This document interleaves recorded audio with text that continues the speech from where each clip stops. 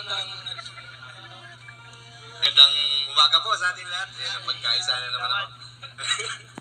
Ayan, kila Dara, congratulations, Bea. At sa buong Team Kalingap, sa pamumuno po ni Kuya Val Santos Matubang, Ate Edna, Kalingap Rap. Isa na naman po itong success ng grupo.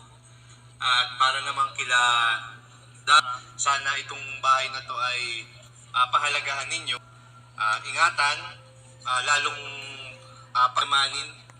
At sana, sigurado naman ako na ito yung matagal na ninyong inihintay dahil kagaya nga nung dati ninyong tinitiran, hindi kayo safe talaga doon kasi madali lang siyang pasukin kung papasukin talaga ng mga masasamang loob. So ito, at least dito, safe kayo, mapapanaging loob ninyo, at peace kayo dito. Ayan. So, yun lamang po. Congratulations. Sobrang masaya kami. Masaya ako na natupad yung isa sa pinapangarap mo. Pinapangarap din namin para sa iyo. Alam ko naman na na aalagaan mo yan kasi masipag to eh, masipag maglinis kahit nasaan siya. Talagang naglilinis siya kahit nasa labas kami, nasa restaurant, nasa ibang bahay. Yun agad ang ginagawa niya. Pag may nakita siyang kalat, nililinis niya. Kaya alam ko ang alagaan niya itong bahay nila na binigay ng Kalingap. At syempre, congrats din Kuya Bal, Kalingap Rap at buong Team Kalingap sa pang 204 na pabahay. So, grabe, sobrang nakakatuwa. Tayo! Lola! Tayo! Magsalita kayo! Salamat po sa program. Sa 22.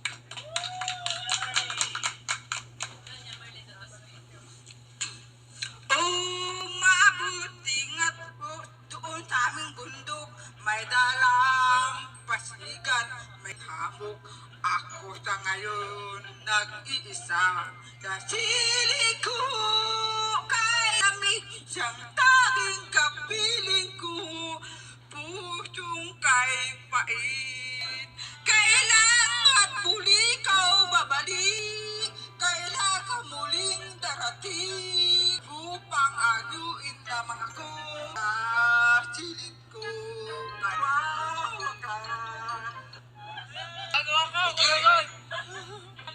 Ito si Kalingap Rap po sa mensahe po ngayong hapong ito. At po magandang tanghali po sa inyong lahat. So, bago palapan po natin ang buong Team Kalingap kasi katulad 4 na pala, road to 300 na po tayo. No? Siyempre, palapakan din natin ang founder, si Kuya Bal.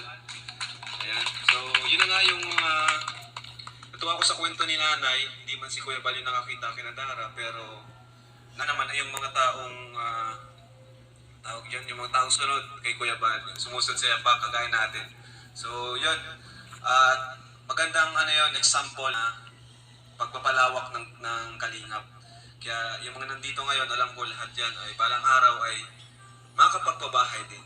Palapakan natin ang bawat isa. So, yun po. Thank you unang-una sa co-host pala. Ayan, di ko na po may isa-isa, pero thank you sa co-host.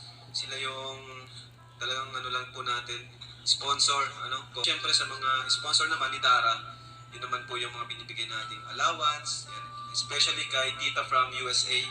Thank you po sa allowance niya papuntang nagpunta tayong Baguio, tapos sa ref, sa lahat po. Kaya thank you po. At sa iba pang nagpahatid ng tulong para kay Dara. At syempre, salamat din sa mga karpintero. Ayan, mga karpintero, shoutout sa kanila. Napakahusay, napakabilis at talagang may trabahong paglingap.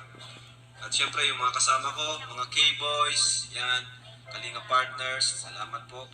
At sa mga, ayan, mga staff, ayan, thank you. Tapos sa mga viewers, yan, number 1 din, mga viewers, thank you sa inyo. Kasi dahil sa inyo, nakakapagpabahay naman po ako ng ganito. Na sunod-sunod po yung pabahay natin.